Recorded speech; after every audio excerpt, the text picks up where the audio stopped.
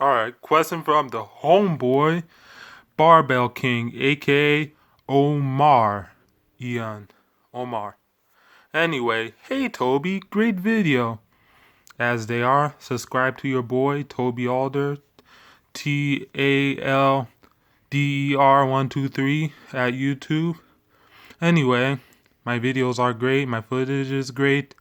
I am great, so subscribe. Anyway, I have a request. Could you make a video talking about your injuries and how you worked around them? I know you've torn a bicep and you've hurt your knees. Wow. Am I doing it wrong then? And but you didn't completely stop. It didn't completely stop you in your long-term progression. That's also true. Would you say the quarantine has given you a chance to fully recover your body? Okay, so this is about my injuries. Alright, so my very first injury was early in my training, August 2010. I'm just gonna give clips because I could talk forever, but we have attention spans. No one wants to see you jibber jabber too long, you know what I'm saying? So I'm just gonna say my first injury, August 2010. I was doing a squat set, and then I just came crashing down on my leg and ankle. So, and it was an easy squat set. I was squatting 360 for an easy set of 5. I could have done like 7 to 8 reps if I wanted to. And I was a lot smaller. So, a lot smaller, weighing 210. I was 18 years old, just finishing high school. And I crashed down on my knee and ankle. That was my first injury. And I couldn't squat until they had squat racks in the college when I went the following year, which they developed the squat racks the spring semester, which is winter 2011. And it took me even months to even squat again without pain. And what I was doing were high box squats, so squatting out of a bench press and touching my gluteus maximus on the bench. So high box squats, barely doing shit. And before then, I was squatting out of the dip station, and it was some awkward way of setting up so no fender bender would happen. And I never went above 325 pounds on the dip bar for squats, putting the barbell on the dips bar and then squatting out of it. But anyway, that was the first injury. My second injury was my lower back, right? The following year, I was doing a folk, getting fat and getting strong. My deadlift was skyrocketing. My squats were skyrocketing. I was getting big legs for the first time. My upper body didn't even get stronger at all. And let me see. Then I got to a point where I was deadlifting and squatting 2-3 times a day. And this was my second year of college. And this all happened fall 2011. And this was from a 10 cookies a day diet on top of everything, where I didn't really gain the freshman 15, but I gained the sophomore 40. I went from 210, boyish good looks, chiseled, to a fat fucking 252 pounds, where everyone was saying how fat I was getting. Even my roommate, who was fat, was like, hey, you know what, you're fat now. And then we developed a little fat club. And I liked it because, hey, I made him feel good about himself, so. And it was out of good fun. And I really didn't give a shit how fat I was gonna get. In my mind, I didn't care about the looks. I wanted to get as fat as possible, that I would get so damn strong. All I cared about was strength. So I was willing to sacrifice it all, even if I looked like an ogre. Anyway, then I was doing a super high deficit 505 pound deadlift for a set of 5. It was super easy, and I was doing it against a lot of bands. It was very easy, so I was up there, man. You know how strong I would be if not for these injuries. But and I had more, but I just felt a tweak in my back, so I stopped there. And since then, I was too freaking fat to continue, so I was like, you know what? I'm just going to. I can't squat or deadlift, so the following spring 2012 semester of college, when I was a sophomore, I was losing the weight, I was doing cardio, I was doing calisthenics for upper body. I wasn't squatting or deadlifting or doing legs at all. My only way of doing legs was doing cardio.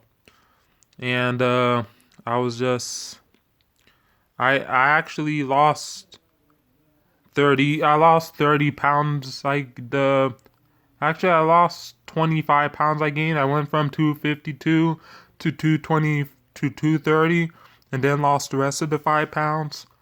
I looked pretty good again, even though I was kind of on the smaller side, but I did look pretty good again. I lost the fat, and my squat went from 405 for 10 reps and 425 for 8 reps to 315 for 2 reps. For 2 reps, and that was hard. That was a hard 2 reps with 315, and a grinded out 500 deadlift. But in the summer, I immediately got to 315 for 17 reps. So it took a while summer to get my squat back. And I even 315 for 17 and 3 sets of 9 with 315 on squats. ATG, no belt, no wraps, no sleeves, high bar. Same with the squat, 315 for 17. And it took physical therapy, resting, losing weight, for my back to get better and get back to normal. And then my next injury. Well, let's see my next injury. I tore my pec. And this was a little later after my first meet. And for some reason, I just tore my pec because I was ignoring pain. And instead of backing off after the last warm-up, I was like, okay, let me go for a new bench PR. My bench PR at the time was 385, so I was attempting 390. And this was with a wider grip. 385 was close grip. 390 was with a wider grip because I was using a wider grip a little after. And then after that whole day, I felt a little stiff. That's a little what happened with my pec bicep tear, which I'll get to later. So I probably tore almost everything, hurt almost every muscle in my body, but it's part of the game to get hurt, to risk injury. But yeah, pec tear, right? I was attempting 390, a 5-pound PR at the time, and this was, the 385 PR was November 2015, or October 2015, one of them, end of October, and I weighed 248. And then I was attempting 390 January with a wider grip, tore my pec. And it took, what I had to do to recover my pec tear, I had to take 2 weeks off completely. And then I had to do like a month or 2 of high volume, high rep, progressively heavy work with light weight, starting with 185 for sets of 10 and 20 with the slingshot on bench press. I was going progressively heavier on slingshot bench, Mark Bell reactive slingshot. I was doing sets of 10 or 20, starting with 185, slowly bumping the weight, eventually getting to like 300 for reps. And then eventually I got to a point after like 2 months of slingshot work, I got to a point where I finally hit my pain-free 300-pound bench without slingshot, and then slowly I was able to really bench again and without pain, and then my pec tear healed in 2 months. I didn't even have to use HGH or anything. Oops, Freudian slip. Anyway, so what I was gonna say is, my next injury was my knees, and this was 2017. I was getting that freaky, natty physique and strength. I just kept upping the volume because I just wanted to get them freaky legs development. I got to a point where my knees were kind of like stiff because I just kept pushing the volume, and pushing the frequency, but I was getting bigger and more jacked and more jacked. I was looking like an alien a little bit, an alien. And I did 405, right? For 6 sets of 7, no belt, no wraps, no sleeves, high bar, ass to grass. And my knees were kind of like achy. And the last 2 sets, I was like grinding out my reps. So I was just pushing through. And then 2 days after, and my knees felt like they wanted to die after that 6 by 7 with 4 plates aside on squat 405, 45-pound plates. And then 2 days after not being healed, I was about to do the same thing with 315-pound front squats. And the week before, I hit easy 4 sets of 6 with 315-pound, no wraps, no belt, no sleeves, ass to grass on front squats. Actually, that wasn't even a week before. That was 2 weeks before. It was very easy. And those 6s were easy. Then the week before, I hit 4 sets of 7 on front squats. That was even harder, but the 6s were easy. And then I was about to do 5 sets of 7 to top what I did. And then on the 5th set of attempt of 7, I did 5 reps because something snapped in both my knees. And then 2 days later, and I stopped there. 2 days later, right? 2 days later, I did deadlifts, beltless. I used straps to save my hands for the strongman competition I was gonna do on Sunday.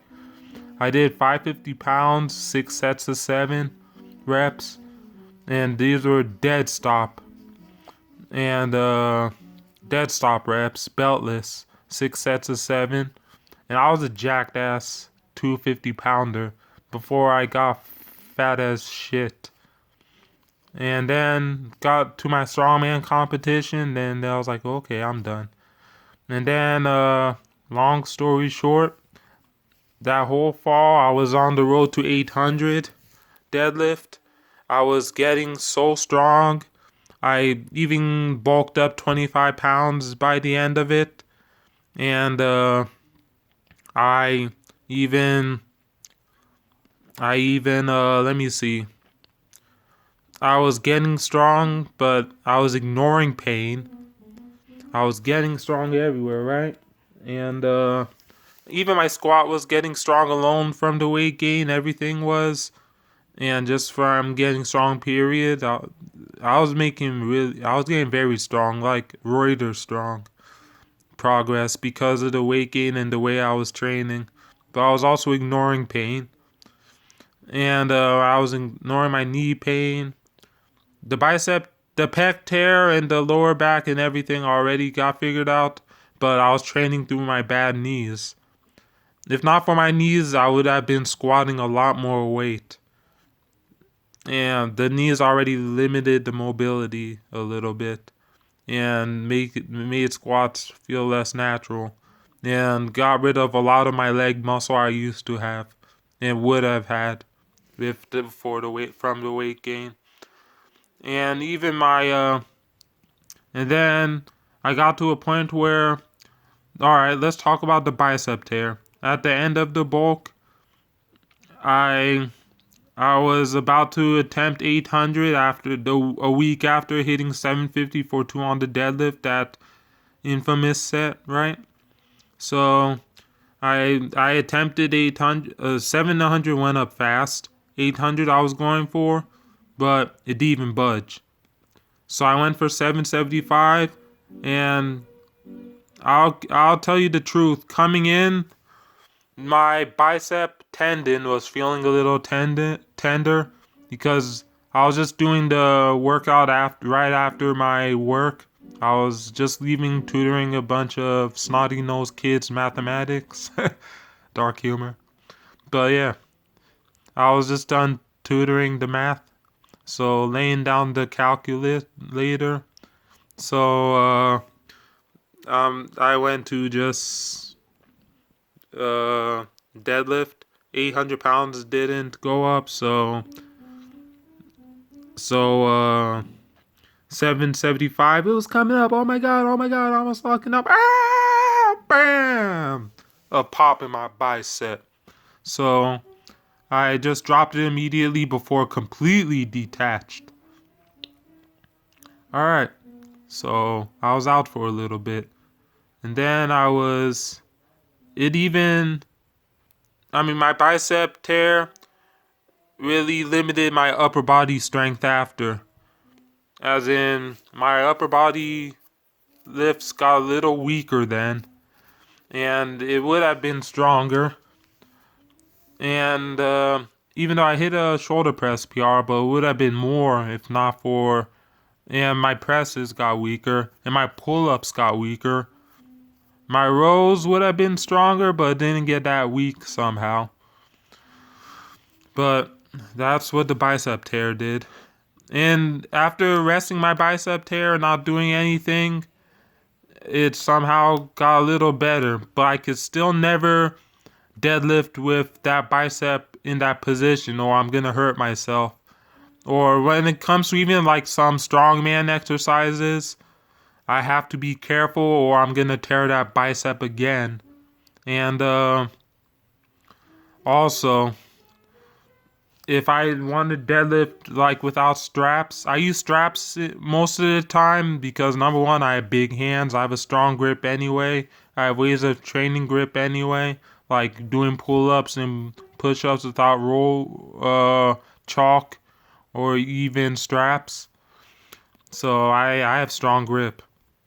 But what and for if I want to compete and not use chalk, I'll either have to learn hook grip or do the other over and under grip. And I'll just go, if I want to use the other over and under grip, I'll go 10 minutes. I mean, not 10 minutes, 10 to 15 to 25 pounds less than my best in straps so I don't tear the other bicep. And okay, so is that it? Alright, so to end, that's my injuries. And and ignoring pain got my knees injured even more. And I'm slowly finding a way to work around it. Yeah? And the last part of the question, and it's not the end of me because injury, everyone gets injured. Almost everybody gets injured, and you have to have brain matter to work around it and come back from it, which I am, which I have been, and which you'll see me again, and I'll be back, and I'm still gonna make progress somehow, and in other ways, and this is for life, man. You'll come back. And quarantine, I did find the quarantine did help heal some injuries because I took a lot of the spring off, and I took a lot of the summer off because even in 2019, 2020, I was squatting again after resting in my knees, and it came to a point I was having knee pain again because it turned out I can't really squat and front squat at the same week, so because of my knees. So what I did, and then so shortly after quarantine, I can't even do pistol squats with less than I was doing, even with knee sleeves. But the rest helped to the extent that now I can do pistol squats even once a week, the way I've been doing them without knee pain and nothing on my knees. So, and everything else has healed. So, and that's 20 minutes. This will be 2 parts on Insta. Peace.